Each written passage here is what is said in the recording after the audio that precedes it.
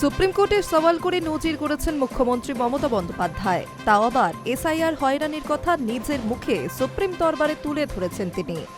আর তার ঠিক কয়েক ঘন্টার মধ্যেই রাজ্যের মুখ্য সচিবকে কড়া চিঠি পাঠালো নির্বাচন কমিশন।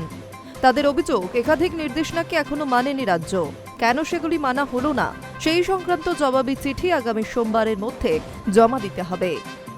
নির্বাচন কমিশন ওই চিঠিতে মোট 5টি অভিযোগ করেছে, আর সেগুলি হলো দুজন ইআরও ও দুজন এইআরও এবং একজন ডেটা এন্ট্রি অপারেটরের বিরুদ্ধে কমিশন বলা সত্ত্বেও কোনো ব্যবস্থা নেওয়া হয়নি।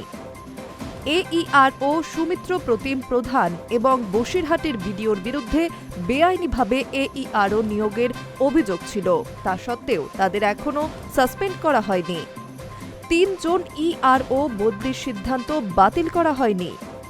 কমিশনের নিয়ম না মেনে এসডিও এসডিএম স্তরের আধিকারিকদের ইলেকটোরাল রেজিস্ট্রেশন অফিসার হিসেবে নিয়োগ করা হয়েছে। রিটার্নিং অফিসার নিয়োগেও মানা হয় নির্বাচন কমিশনের নির্দেশিকা। আগামী 9 ফেব্রুয়ারি দুপুর 3টের মধ্যে অভিযোগ সংক্রান্ত রিপোর্ট চিঠির আকারে মুখ্য সচিবকে জমা দিতে হবে বলেই জানিয়েছে কমিশন। বলে রাখা ভালো, বাংলায় আর মাত্র কয়েকটা মাস পরেই বিধানসভা নির্বাচন। তার আগে এসআইআর ইস্যুতে ক্রমশ রাজ্য কমিশনের সংঘাতের পারদ চড়ছে। বুধবার সুপ্রিম কোর্টে দাঁড়িয়ে কমিশনের বিরুদ্ধে একাধিক অভিযোগ করেছেন মমতা বন্দ্যোপাধ্যায়। কমিশনকে মানবিক হওয়ার নির্দেশ দিয়েছে সুপ্রিম কোর্ট। এই পরিস্থিতিতে কমিশনের করা চিঠি যে যথেষ্ট তাৎপর্যপূর্ণ, সে বিষয়ে কোনোই সন্দেহ নেই। High News network.